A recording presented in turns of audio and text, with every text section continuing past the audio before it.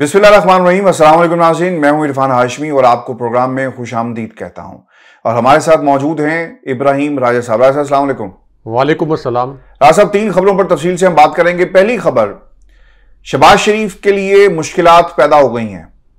और अब उनसे इस्तीफे का मुतालबा भी किया जा सकता है। दो गवाह ऐसे सामने आए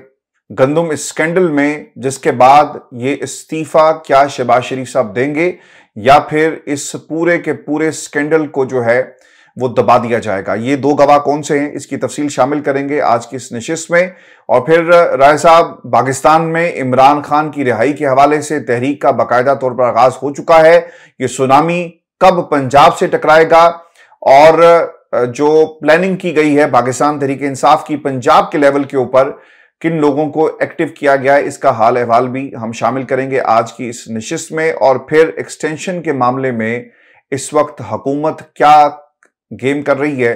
और चीफ जस्टिस क्या एक्सटेंशन को कबूल करेंगे या नहीं करेंगे, और फिर क्या सुप्रीम कोर्ट पाकिस्तान में बाकी जो जज साहिबान हैं वो चीफ जस्टिस के खिलाफ बगावत करने के लिए तैयार हैं या नहीं, इसका भी हाल अहवाल शामिल करेंगे आज की इस नशिस्त में। लेकिन राय साहब, गरीब किसान जो अपनी सारी उम्र की जमा पूंजी कर्ज लेकर फसल जो है वो उगाता है, लेकिन अब उसकी फसल जो है वो उसकी तरह बेयारो मददगार खुले आसमान के नीचे पड़ी हुई और उसे उसकी मर्जी की कीमत जो है वो नहीं दी जा रही, बल्कि खरीदार कोई नहीं है। और जो पैसा इसने कर्ज उठाकर इस फसल पर लगाया, अब ये पैसा लोगों की जेबों में जाएगा, यानी जमींदार मजीद जो है, जो हुकूमती जिम्मेदार है, वो कुछ फैमिलीज खासतौर पे वो मजीद अमीर हो जाएंगी और जो आम किसान है, गरीब किसान, वो मजीद गरीब हो जाएगा। राय साहब, अब एक नया ट्विस्ट आया है इस पूरे स्कैंडल के अंदर और सारी गवाहियां शहबाज शरीफ के खिलाफ आना शुरू हो गई हैं। पता ही चला राय साहब कि गंदुम दरामदी के वक्त जब ये ऑर्डर दिया गया तो शहबाज शरीफ साहब फूड सिक्योरिटी के इंचार्ज के वजीर थे, और जो रिपोर्ट हुआ है पाकिस्तान में और जो एक्सक्लूसिव डिटेल्स इस वक्त हमारे पास हैं, इसके मुताबिक वज़ीर आज़म ने 3 अप्रैल को वफाकी वजीर राना तनवीर को नेशनल फूड सिक्योरिटी का इजाफी कलमदान दिया। वज़ीर आज़म ने गंदुम दरामद के मामले पर सेक्रेटरी फूड मोहम्मद आसिफ को OSD कर दिया। आपको याद होगा जब ये स्कैंडल सामने आया तो पहला काम उन्होंने ये किया कि मैं सेक्रेटरी साहब को तो निकालूं और उन्हें OSD बनाऊं, ताकि जो पूरे का पूरा जो नजला है ये उनके ऊपर गिरे और कोई ये ना कहे कि ये नवाज शरीफ साहब या शहबाज शरीफ साहब या हाउस ऑफ शरीफ या फिर किसी और ने ये काम जो है वो किया। शहबाज शरीफ साहब की तरफ ये राय साहब उंगलियां जो उठाई जा रही हैं। और फिर सेक्रेटरी फूड ने खत लिखा जिसमें वो ये कहते हैं कि अब तक 34.5 लाख टन गंदुम इंपोर्ट की जा चुकी है। पंजाब में पैदावारी रकबा 1 करोड़ 60 लाख एकड़ से बढ़कर 1 करोड़ 74 लाख एकड़ हो गया, जबकि गंदुम की पैदावार 2 करोड़ 13 लाख से बढ़कर 2 करोड़ 42 लाख टन मुतवक्के है। इससे पहले निगरान वजीर फूड सिक्योरिटी डॉक्टर कौसर ने जो गुफ्तगू की है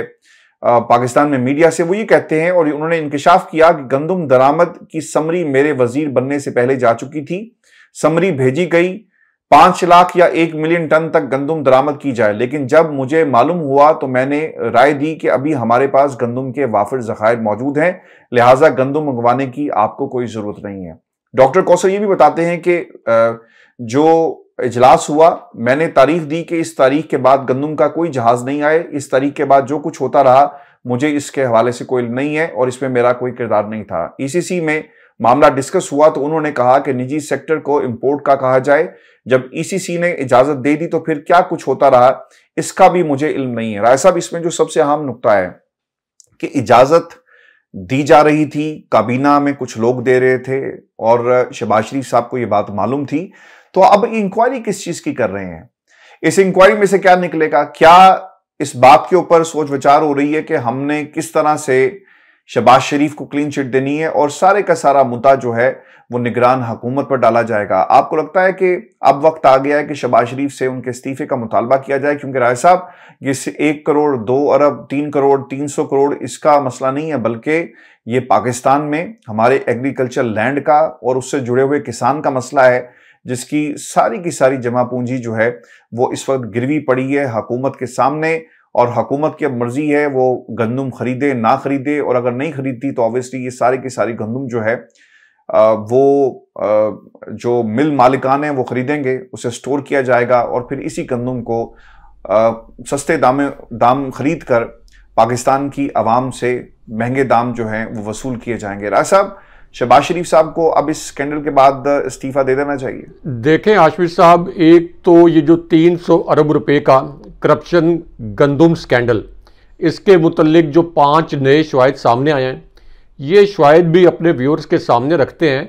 लेकिन GHQ की एक शख्सियत इमरान खान साहब और नवाज शरीफ के मुतल्लिक भी एक बड़े मज़े की स्टोरी आई है, बड़ी दिलचस्प स्टोरी आई है,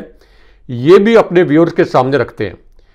क्योंकि वो नवाज शरीफ जो कि इस फ्रॉड और शर्मनाक रियासत में इस्टेब्लिशमेंट की पूरी सपोर्ट के बावजूद अपनी दोनों नशस्तें हार गए, यानी मानसेरा वाली नशस्त भी हार गए और यास्मीन राशिद साहिबा से लाहौर की नशस्त भी हार गए। इसके बावजूद कि इस्टेब्लिशमेंट की मदद से सुप्रीम कोर्ट ने बल्ले का इंतखाबी निशान तहरीक इंसाफ से छीना और हर तरह से नून लीग को फैसिलिटेट किया, उसके बावजूद ये कुल मिलाकर फॉर्म 45 के मुताबिक सिर्फ 17 नशस्तें जीते। और एक आलमी इदारे की रिपोर्ट के मुताबिक अगर तहरीक इंसाफ के पास बल्ले का इंतखाबी निशान होता और उनको जलसे जुलूस करने दिए जाते तो फिर नून लीग पूरे पाकिस्तान से कौमी असम्बली की सिर्फ 2 नशस्तें हासिल कर सकती थी। तो इसके बावजूद नवाज शरीफ ने अब army chief general Asim Munir और GHQ के खिलाफ एक और एडवेंचर किया है। बजाय इसके कि ये इस्टेब्लिशमेंट और GHQ के एहसानमंद होते कि हम सिर्फ 2 नशस्तें जीतने के काबिल थे, लेकिन आपने हमारे लिए इतने बड़े पैमाने पर धांधली करवाई, आपने सारी तनकीदों का जो तोपों का रुख है वो अपनी तरफ मोड़ लिया, तो बजाय इसके कि ये GHQ की जो शख्सियात है उनके पैर धो धो कर पीते, इन्होंने अब नवाज शरीफ को प्राइम मिनिस्टर ना बनाए जाने के ऊपर आर्मी चीफ के खिलाफ और GHQ के खिलाफ हर रोज एक नया एडवेंचर करना शुरू कर दिया। और ये जो नया एडवेंचर है ये किया गया है एक ऐसी सूरत हाल में जब राना सनाउल्लाह ने ये अल्फाज बोले कि मोहम्मद औरंगजेब और फैसल वाउडा ये इस्टेब्लिशमेंट के कबीले से ताल्लुक़ रखते हैं। फैसल वाउडा जिस तरह से मुंतखब हुए सेनेटर, और इसी तरह मोहम्मद औरंगजेब को जिस तरह से वज़ीर ख़जाना बनाया गया, और मोहसिन नकवी साहब के मुतल्लिक भी वो ये कहते हैं कि ये इस्टेब्लिशमेंट के कबीले से ताल्लुक़ रखते हैं। अब मोहसिन नकवी साहब के मुतल्लिक और इसहाक डार के मुतल्लिक एक बड़ी दिलचस्प खबर इस्लामाबाद में इक़्तिदार की राहदारियों में गर्दिश कर रही है। कुछ नून लीग के रहनुमाओं से भी मेरी बात हुई है और उन्होंने इस खबर की तरदीद नहीं की, और जिस खबर की तरदीद ना की जाए तो इसका मतलब ये होता है कि या तो दाल में कुछ काला है या पूरी दाल काली है। क्योंकि एक इतला ये गर्दिश कर रही है कि इस्टेब्लिशमेंट मुबैना तौर पर मोहसिन नकवी साहब को डिप्टी प्राइम मिनिस्टर बनाना चाहती थी, और अगले लॉन्ग रन में मंसूबा ये था कि चूंकि शरीफ ख़ानदान का भांडा फूट गया है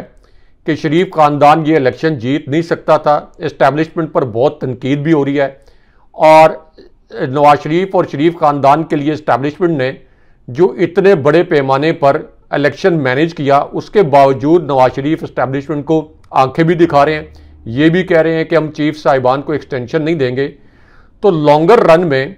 ये कहा जा रहा है कि मोहसिन नकवी साहब को पहले मरले में डिप्टी प्राइम मिनिस्टर बनाने का प्लान था इस्टेब्लिशमेंट का, और अगले मरले में शायद 2, 4, 6 माह के अंदर शहबाज शरीफ का बोरिया बिस्तर गोल करके मोहसिन नकवी साहब को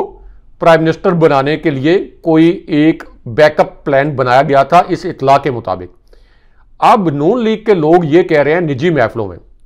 मैं आपको बता रहा हूं कि नून लीग के कुछ रहनुमाओं से बात हुई है, उन्होंने इस बात से इनकार नहीं किया। वो ये कह रहे हैं कि हमने इस्टेब्लिशमेंट के करीब समझे जाने वाली शख्सियत मोहसिन नकवी साहब का रास्ता रोकने के लिए, उनको डिप्टी प्राइम मिनिस्टर से बनने से रोकने के लिए हमने फौरी तौर पर इसहाक डार को डिप्टी प्राइम मिनिस्टर बना दिया। यानी ये कह रहे हैं कि हमें यह खदशा था कि इस्टेब्लिशमेंट हमारे खिलाफ एक इकदाम करने वाली है, और इसके ऊपर जो खबर मैंने इसी प्लेटफॉर्म पर ब्रेक की थी, अब नजम सेठी साहब ने एक प्रोग्राम में 4 दिन बाद उसकी तस्दीक भी की है, और नजम सेठी साहब भी कहते हैं कि राना सनाउल्लाह को भी अब इसलिए वजीर बना दिया गया, मुशीर बनाया, और वजीर के बराबर उनको ओहदा दे दिया गया, अवामी और सियासी अमूर का वजीर, यानी बिल्कुल फारिग वजीर जिसके पास कोई महकमा नहीं है, लेकिन उनको इसलिए वजीर बना दिया गया कि राना सनाउल्लाह के जरिए जो GHQ के खिलाफ जो स्टेटमेंट्स दिलवाए जा रहे थे, और इस किस्म के स्टेटमेंट्स के चीफ साहिबान की एक्सटेंशन के नवाज शरीफ के हक में नहीं है, तो ये बयानात रुकवाने के लिए राना सनाउल्लाह को वजीर बना दिया गया है। और जावेद लतीफ़ के मुतल्लिक भी नजम सेठी साहब कहते हैं कि इनको भी कहीं ना कहीं अकोमोडेट करना पड़ेगा, क्योंकि जावेद लतीफ़ के जरिए भी मरियम नवाज इससे पहले भी GHQ और हाजिर सर्विस जनरल्स पर हमले करवा चुकी है। तो नून लीग ये समझती है कि हमने अपनी जानिब से एक मूव रोका है, और अगर ये बात दुरुस्त है कि इस्टेब्लिशमेंट का मूव रोका गया है, कि मोहसिन नकवी साहब को डिप्टी प्राइम मिनिस्टर बनाने का मूव अगर रोका गया है, तो इसका मतलब तो यह है कि ये मुसलसल इस्टेब्लिशमेंट को ऑफेंड कर रहे हैं। अब इसके अंदर जो एक दिलचस्प खबर है वो सुन लें, जो कि गंदम स्कैंडल से रिलेटेड है, और इसी खबर से रिलेटेड है। ये क्यों आपस में इंटरलिंक्ड है खबरें, ये दिलचस्प नुक्ता अपने व्यूअर्स के सामने रखते हैं। क्योंकि हाशमी साहब, ये जो पहले 5 शवाहिद सामने लाए गए हैं जो कि गंदम स्कैंडल के मुतल्लिक, इसमें एक खत सामने आ गया है। ये सेक्रेटरी फूड का खत है, और इस खत में उन्होंने, इसकी जो कॉपी भी सामने आई है, इसमें यह कहा गया कि पंजाब की हुकूमत ने वफाक को यह कहा था कि अब आप मजीद गंदम इंपोर्ट ना करें। इसके बावजूद 8.5 लाख टन गंदम दरामद की गई। उसके बाद जब 26 लाख टन गंदम मजीद दरामद की गई, तो पंजाब ने जो सेक्रेटरी नेशनल फूड सिक्योरिटी थे, इनको खत लिखा, और इस खत की तारीख बताई गई है 25 मार्च 2024। और इस खत में यह कहा गया कि अगर मजीद गंदम मंगवाई गई तो फिर ये जो गंदम है सरप्लस हो जाएगी, किसान बहुत बुरे तरीके से मुतासर भी होगा। अब ये खत कैसे सामने आया, क्योंकि इसके अंदर एक और जो शहबाज शरीफ के खिलाफ सबूत सामने आया वो भी बढ़ाया मैं, क्योंकि इस खत के बाद एक खबर जराए से अचानक सामने आ गई, और उस खबर में यह कहा गया कि जिस वक्त ये गंदम दरामद की गई गैर कानूनी तरीके से, किसानों को नुकसान पहुंचाकर और करप्शन करके, उस वक्त असल में शहबाज शरीफ ना सिर्फ ये कि खुद प्राइम मिनिस्टर थे, बल्कि नेशनल फूड सिक्योरिटी के इंचार्ज वजीर भी खुद थे। और 3 अप्रैल को जाकर उन्होंने ये चार्ज जो है ये वफाकी वजीर राना तनवीर को इजाफी कलमदान के तौर पर यह चार्ज दिया था 3 अप्रैल को। लेकिन जिस वक्त ये गंदम इंपोर्ट हो रही थी, उस वक्त फूड सिक्योरिटी के इंचार्ज मिनिस्टर खुद शहबाज शरीफ ही थे, जो कि प्राइम मिनिस्टर भी थे। अब हाशमी साहब, इसके अंदर ट्विस्ट ये है कि ये जो खत है ये कौन सामने लेके आया है। ये शहबाज शरीफ के मुतल्लिक बड़ी हसास इंफॉर्मेशन है। ये डेट वाइज कौन सामने लेके आया। पंजाब हुकूमत ने मना किया कि आप ये जो गंदम है ये इंपोर्ट ना करें, लेकिन उसके बावजूद वफाक ने ये गंदम इंपोर्ट की। तो इसका मतलब ये है, कहने वाले ये कहते हैं और समझने वाले ये समझते हैं कि ये जो इंफॉर्मेशन सामने आई है इसके पीछे एस्टैब्लिशमेंट का भी हाथ है। कहने वाले कहते हैं कि ये इंफॉर्मेशन सामने लाकर एस्टैब्लिशमेंट ने शरीफ खानदान को एक शटअप कॉल भी दी है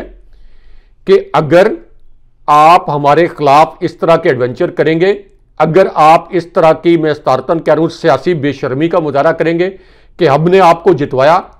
सारी तनकीद हम पर हुई, सारे जज साहिबान एस्टैब्लिशमेंट पर चढ़ दौड़े, Islamabad high court, Peshawar high court, supreme court के जज साहिबान ये कह रहे हैं कि ISI ने फैसलों में मुदाखलत की, तो हमने इतनी तनकीद अपने ऊपर ले ली, अपनी साख तबाह बर्बाद कर ली शरीफ खानदान के लिए, और ये हमें धमकियां भी दे रहे हैं। डिप्टी प्राइम मिनिस्टर इसहाक डार को हमारी मर्जी के खिलाफ बना रहे हैं। हमने इक्तिसादी राब्ता कमेटी की मेंबरशिप इसहाक डार की ख़त्म करवाई थी, इन्होंने मुश्तरका मफादात काउंसिल का मेंबर बना दिया इसहाक डार को। तो इसलिए इस खबर को इस एंगल से भी देखा जाना चाहिए, वरना एस्टैब्लिशमेंट की मर्जी और मंशा के बगैर इस तरह का स्कैंडल डेट वाइज खत की सूरत में और पंजाब हुकूमत को क्लीन चिट देने की सूरत में, या पिछली निगरान हुकूमत को क्लीन चिट देने की सूरत में इस तरह से सामने नहीं आ सकता। तो इसका ये एक बड़ा दिलचस्प एंगल है। बहरहाल अब जो इन्होंने ये कमेटी बनाई है, इसमें यह साबित हो गया है, जो इन्होंने सेक्रेटरी को इस वक्त आप कह लें कि मुअत्तल किया है ताहुक्म सानी तक, तो वो इनके खिलाफ अमलन एक तरह से वादा माफ गवाह भी बन गए हैं, वो सारी इंफॉर्मेशन सामने लेके आ गए हैं। और ये गंदम स्कैंडल अगर किसी महज़ब मुल्क में आया होता, ये तो एक जंगली माशरे से भी बदतर, नाकाम, शर्मनाक फ्रॉड रियासत है। अगर इतना बड़ा स्कैंडल किसी और मुल्क में आया होता तो अब तक प्राइम मिनिस्टर और उनकी काबीना के रेलिवेंट जो वजीर हैं वो इस्तीफा दे के जा चुके होते। अब बोल तो वो हुकूमत ही खत्म कर देते या हुकूमत किसी और के हवाले कर देते। लेकिन ये गंदम स्कैंडल से इनकी जान छूटने वाली नहीं है। और असल में नून लीग ये भी ढूंढ रही है कि ये सारी इंफॉर्मेशन सामने कौन लेके आया और जराए से खबरें किसने लीक की। अच्छा साहब, पाकिस्तान तहरीक इंसाफ पंजाब के अंदर आपको उतनी एक्टिव नजर नहीं आएगी जितनी वो मरकज में है, केपी में खैर उनकी अपनी हुकूमत है। और फिर जहां तक इश्यूज का ताल्लुक है तो इन इश्यूज के ऊपर भी पाकिस्तान तहरीक इंसाफ ना देर करती है। किसानों का इशू बना, पाकिस्तान तहरीक इंसाफ को ये चाहिए था कि इजहार यकजहती करते और जाकर खड़े होते किसान के साथ, लेकिन हमें किसान के साथ तहरीक इंसाफ खड़ी हुई नजर नहीं आ रही। आप इसे एक गलती समझते हैं क्या? इस पर भी इसका भी जवाब दीजिएगा। और फिर दूसरी तरफ राय साहब, पाकिस्तान तहरीक इंसाफ ने अभी असूली फैसला कर लिया है कि मैदान होगा और ऐवान के साथ साथ हम वहां पर भी अपनी आवाज बुलंद करेंगे और अब तहरीक चलाई जाएगी इमरान खान की रिहाई के हवाले से। पहला काम जो पाकिस्तान तहरीक इंसाफ ने राय साहब ये किया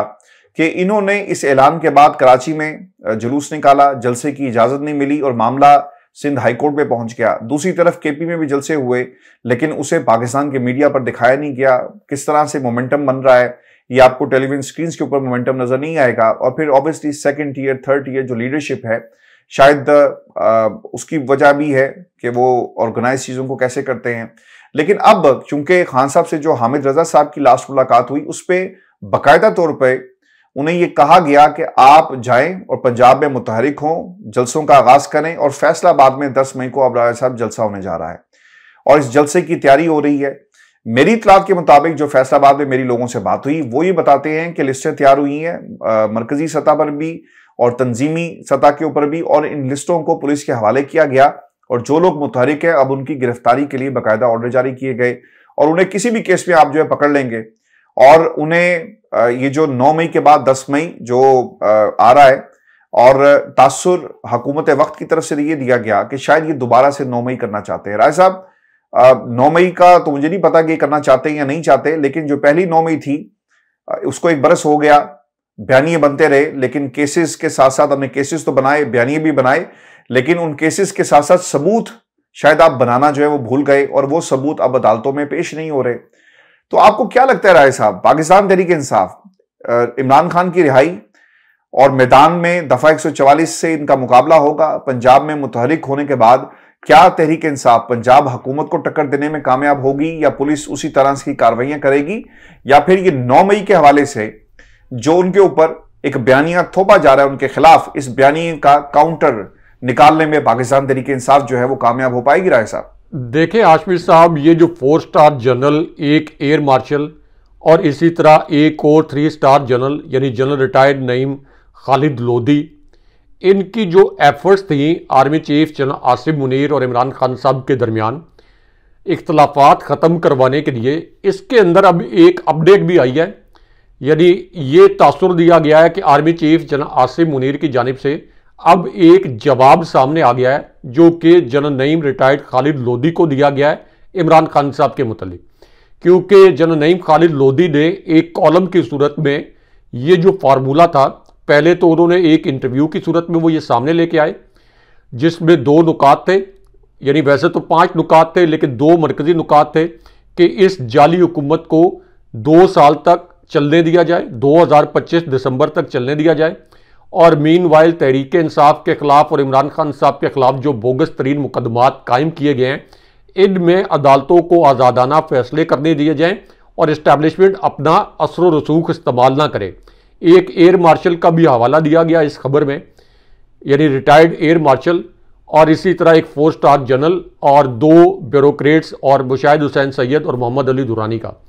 अब इसमें जो 2 दावे जनरल नईम खालिद लोधी के सामने आए हैं उनमें से एक दावे में तो उन्होंने ये कहा कि मेरा ये column army chief general Asim Munir के पास पहुंच गया। उनका ये दावा है कि उन तक मेरा ये कॉलम पहुंच गया, और उसके बाद उन्होंने एक प्रोग्राम में ये अल्फाज भी इस्तेमाल किए कि उनका मुतालबा ये है, यानी GHQ का मुतालबा ये है इन मुज़ाकरात के हवाले से कि इमरान खान साहब पहले ये तस्लीम करें और ये एतराफ़ करें कि 9 मई के वाक़यात के ज़िम्मेदार वो हैं और इसके ऊपर वो माफ़ी मांगें। अच्छा, अब इसके अंदर जो सबसे अहम बात है वो ये है कि 9 मई के वाक़यात पर बनाया गया बयानिया चूँकि मुकम्मल तौर पर ख़त्म हो चुका है, जो कि 8 फरवरी 2024 के इलेक्शन में साबित हो गया, क्योंकि सबसे बड़ा बयानिया तो यही बनाया गया था इमरान खान साहब के खिलाफ। तो इसके अंदर एक दिलचस्प नुक्ता है कि शायद इस्टेब्लिशमेंट ये चाहती है कि इमरान खान साहब ये अगर मान लें तो फिर ये नहीं लगेगा कि एक 9 मई के मुतल्लिक जो तहरीक इंसाफ कहती है कि फॉल्स फ्लैग ऑपरेशन किया गया था, तो फिर ये तासुर नहीं बनेगा कि इस्टेब्लिशमेंट ने ये एक ऐसा बयानिया बनाया जो कि हकीकत के करीब नहीं था। अब क्या इमरान खान साहब ये ऑफर कबूल कर सकते कि 9 मई के वाक़े के ऊपर ये कहें कि ये इसकी जिम्मेदारी हम पर है या हमसे कोई भूल चूक हो गई है या कोई गलत फहमी की बुनियाद पर यह वाक़या हो गया है? तो इमरान खान साहब ये कभी नहीं करेंगे। क्यों नहीं करेंगे, इसके मुतल्लिक जो एक अहम खबर है वो भी बता देते हैं। क्योंकि 9 मई को एक तरफ तो ये कहा गया कि रियासत पर हमला हुआ, तहरीक इंसाफ को मुकम्मल तौर पर कुचलने के लिए 9 मई के वाक़यात को इस्तेमाल किया गया और शरीफ ख़ानदान ने इसके ऊपर जलती पर तेल डाला। लेकिन अब 9 मई का दिन, जो कि इससे पहले इस्टेब्लिशमेंट इसको सेलिब्रेट करना चाहती थी, और इस्टेब्लिशमेंट इसको सेलिब्रेट से मुराद यह है कि इसको याद रखने के लिए इसकी एक एनिवर्सरी मनाना चाहती थी कि मुख्तलिफ स्कूल्स कॉलेजेस के बच्चे यहाँ पर लेके जाएं, मुख्तलिफ स्कॉलर्स को लेके जाएं, इसके मुतल्लिक खबरें सामने आएँ। तो इसके ऊपर एक बड़ा ज़बरदस्त हिकमत अमली तहरीक इंसाफ ने अपनाई है कि 9 मई के दिन बजाय इसके कि तहरीक इंसाफ बैक फुट पर जाए, डिफेंसिव हो, तहरीक इंसाफ 9 मई के दिन रैलीज निकालेगी। इन रैलीज के अंदर जो कतबे उठाए जाएंगे, जो फोटोज लगाए जाएंगे, जो तस्वीरें उठाई जाएंगी, उस पर कैदी नंबर 804 लिखा जाएगा। 9 मई के वाक़यात के बाद तहरीक इंसाफ के रहनुमाओं पर जो जबर किया गया, जो अगवा का सिलसिला शुरू हुआ, उसके हवाले से शवाहिद पेश किए जाएंगे, रैलीज निकाली जाएंगी। तो इसका मतलब यह है कि इमरान खान साहब अलर्ट कर रहे हैं 9 मई के दिन के मुतल्लिक। यानी ये नहीं है कि 9 मई के वाक़यात के हवाले से जो जबर हुआ उससे डर गए, बल्कि अब मजीद कुव्वत के साथ अलर्ट कर रहे हैं कि हम 9 मई का दिन नहीं भूलने देंगे, क्योंकि ये वो 9 मई का दिन है जिसकी आड़ में पाकिस्तान की सबसे बड़ी जमात के लातादाद कारकुनों को निशाना बनाया गया जबर का। तो ये एक अजीब बात है कि ये एनिवर्सरी, अगर तहरीक इंसाफ ने ये सब कुछ किया होता तो तहरीक इंसाफ ये कहती कि 9 मई की याद किसी तरीके से मिट जाए, 9 मई किसी को याद ही ना रहे। लेकिन तहरीक इंसाफ 9 मई के दिन को याद रखना चाहती है और इसके लिए वो चाहती है कि कौम के ज़हन में रहे। और आप देखेंगे कि 9 मई को कितनी बड़ी एक रैली आएगी। दूसरा जो आपने सवाल किया कि क्या आर्मी चीफ जनाब आसिम मुनीर और इमरान खान साहब के दरमियान ये जो एक फार्मूला सामने आया, इसके नतीजे में इमरान खान साहब की रिहाई हो सकती है, तो इसका सादा सा जवाब यह है कि इस फार्मूले के ज़रिए इमरान खान साहब की रिहाई की नौबत नहीं आनी थी। अगर इमरान खान साहब ने किसी फार्मूला के ज़रिए रिहा होना था तो इमरान खान साहब जेल ही ना जाते। इमरान खान साहब, मैं चूँकि ISPR से रिलेटेड, फौज से रिलेटेड खबरें बतौर साफ़ी इकट्ठी करता हूँ, मेरी ये 25 साल बीत रही है, इसी तरह प्राइम मिनिस्टर हाउस से रिलेटेड खबरें मैं इकट्ठी करता हूँ। तो मुझे पता है कि इमरान खान साहब की गिरफ्तारी से पहले खान साहब को ये पैगाम पहुँचाया गया था कि अगर आप बैरून मुल्क चले जाएँ तो आप गिरफ्तारी से भी बच जाएंगे, आपके ऊपर मुकदमात भी नहीं होंगे, आप तहरीक इंसाफ को फाल तरीके से बैरून मुल्क से चलाएं, जब हालात थोड़े से बेहतर हो जाएंगे आप वापस आ जाएं। तो इमरान खान साहब उस वक्त जेल से नहीं घबराए। उस वक्त इमरान खान साहब को पता था कि मुझे जान से मार दिया जाएगा, जेल गया, स्लो पॉइजनिंग की जाएगी। तो उस वक्त इमरान खान साहब को अपनी रिहाई अजीज नहीं थी। अब तो इमरान खान साहब के पीछे पूरी कौम खड़ी हो गई है, पहले भी खड़ी थी, लेकिन 8 फरवरी 2024 के इलेक्शन में इस पर मोहर सख्त हो गई है। तो इसलिए इस फार्मूला के नतीजे में क्या इमरान खान साहब की रिहाई, ये फार्मूला के नतीजे में खान साहब की रिहाई खान साहब नहीं चाहेंगे। खान साहब चाहते तो पहले रिहा हो जाते, लेकिन इस फार्मूला के तहत मरलावार यानी PTI का मैंडेट वापस करने की बात की जाए, जो PTI के रहनुमाओं कारकुनों पर मुकदमात किए गए वो अब ख़त्म किए जाएं और अदालती फैसलों पर असरअंदाज इस्टेब्लिशमेंट न हो, तो ये फार्मूला जो है, इस पर इमरान खान साहब मुल्क को आगे बढ़ाने के लिए तैयार हो सकते हैं। अगेन, मुज़ाकरात तो इमरान खान साहब करेंगे, लेकिन डील इमरान खान साहब नहीं करेंगे। एक तो एक जनरल, यानी retired general retired Qamar Javed Bajwa की वजह से एक और सहाफ़ी जो शाहिद असलम साहब हैं, उनको मुल्क छोड़ना पड़ गया, सिर्फ इस वजह से कि उन्होंने जनरल बाजवा के असासों के मुतल्लिक एक स्टोरी कर दी। और ये जो उन्होंने स्टोरी की, बजाय इसके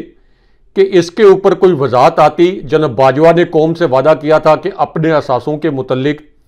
वो एक थर्ड पार्टी से ऑडिट करवा के कौम के सामने अपने असासों के मुतल्लिक शफाफ एक रिपोर्ट सामने रखेंगे, लेकिन आज तक वो उन्होंने थर्ड पार्टी से ऑडिट नहीं करवाया। ये खबरें उन्होंने लॉन्च करवाई कुछ सहाफ़ियों के जरिए, उन सहाफ़ियों को भी बेचारों को शर्मिंदा करवा दिया। कई सीनियर सहाफ़ी हैं जो इनके झांसे में आ गए, इनकी लॉन्च की हुई खबरें उन्होंने आगे बयान की और आज तक वो शर्मिंदा हैं और निजी महफिलों में कहते भी हैं कि जनरल बाजवा जैसा झूठा शख्स कोई हमने ज़िंदगी में नहीं देखा। यहाँ तक कि मोहम्मद हनीफ साहब ने एक कॉलम लिखा BBC उर्दू पर, टाइम चूँकि थोड़ा है लेकिन मैं स्ट्रांगली रिकमेंड करता हूँ कि मोहम्मद हनीफ साहब का जनरल बाजवा के मुतल्लिक BBC उर्दू पर ये कॉलम पढ़े, मज़ा ना आया तो पैसे वापस।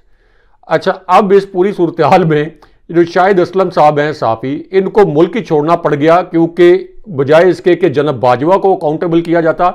इनको गिरफ्तार कर लिया गया था, इनकी नौकरी ख़त्म कर दी गई थी और इस सूरत हाल में इनको अब मुल्क छोड़ना पड़ा है। अब आ जाए फजलुर रहमान की जानिब। फजलुर रहमान ने army chief general Asim Munir को ये जवाब दिया था, उनके इस फिक्रे के जवाब में ये कहा था, जब आर्मी चीफ ने ये कहा कि हम अपनी आईनी हदूद को जानते हैं,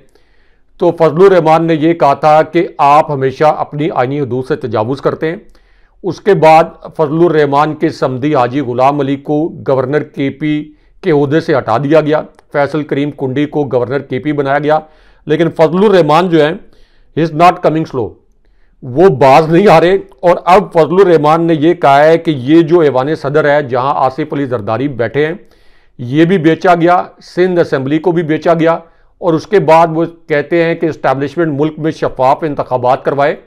और शफाफ इंतखाबात करवाए, वरना ये इस्टेब्लिशमेंट की मुसल्लत करदा हुकूमत को हम किसी भी सूरत कबूल नहीं करेंगे। तो इसका मतलब यह है कि जो मुराद सईद ने बात की थी कि आप 2 ज़ुबानें खींचते हैं तो 400 ज़ुबानें मजीद चलना शुरू हो जाती हैं। इतने माजों के ऊपर इस्टेब्लिशमेंट बैक वक्त नहीं लड़ सकती, और एक ऐसी सूरत हाल में लड़ना किसके लिए है? शरीफ खानदान के लिए, जो अवाम में सियासी नफरत की अलामत बन चुका है। उसके लिए इस्टेब्लिशमेंट इतने माजों पर लड़ सकती है, यानी सुप्रीम कोर्ट से भी भिड़ जाए। सुप्रीम कोर्ट के जज साहबान कह रहे हैं कि ISI की मुदाखलत एक हकीकत है, लाहौर हाई कोर्ट के जज कह रहे हैं कि ISI की मुदाखलत एक हकीकत है, पेशावर हाई कोर्ट के जज कह रहे हैं अफगानिस्तान के नंबरों से हमें कॉल करा के ISI के ऑफिशियल धमका रहे हैं। उसके बाद आपके जो सहाफ़ी हैं उनके ऊपर जो दबाव आ रहा है, उसके बाद आप देखें कि 87% अवाम इमरान खान साहब के साथ खड़े हैं। वकला तंजीमें क्या कह रही हैं, आलमी मीडिया क्या कह रहा है। तो इस्टेब्लिशमेंट क्यों इतने माजों पर शरीफ खानदान का इक़्तिदार बरकरार रखने के लिए क्यों इतना बड़ा एडवेंचर, मैं इस्तारतन कह रहा हूँ कि क्यों कर रही। फजलुर रहमान, महमूद खान अचकज़ई, जितने कौम परस्त जो इस वक्त लीडर हैं, वो भी इस वक्त इस्टेब्लिशमेंट को तनकीद का निशाना बना रहे हैं, और जिन पर एहसान किया है यानी शरीफ खानदान, वो भी इस्टेब्लिशमेंट पर तनकीद कर रहे हैं और धमकियां दे रहे हैं कि हम आपको एक्सटेंशन नहीं देंगे। तो इस पूरी सूरत हाल में अभी भी वाइज डिसीजन ये है कि जो पाकिस्तान की सबसे बड़ी पार्टी है, जिसका मैंडेट है, वो मैंडेट वापस कर दिया जाए। ये तमाम तनकीद ख़त्म हो जाएगी, क्योंकि ये एक फेयर इकदाम होगा। तमाम तनकीद ख़त्म हो जाएगी, क्योंकि ये बात याद रखने वाली और समझने वाली है कि तनकीद शरीफ खानदान पर नहीं हो रही, बेनिफिशरी शरीफ खानदान है, तनकीद इस्टेब्लिशमेंट पर हो रही है। तो ये सारी तनकीद ख़त्म हो जाएगी, मुल्क की मईशत आगे चलना शुरू हो जाएगी, और ये मुल्क भी आगे चलना शुरू हो जाएगा। इस मुल्क में ये तफरीक है और ये जो इस वक्त इंतशार है, इसकी कैफियत भी ख़त्म हो जाएगी। बहुत शुक्रिया साहब। व्यूअर्स, जी शो था आज का हमारा। अपने कमेंट जरूर भेजिएगा, चैनल को सब्सक्राइब करना मत भूलें। इजाजत दीजिए। अल्लाह ने के बाद।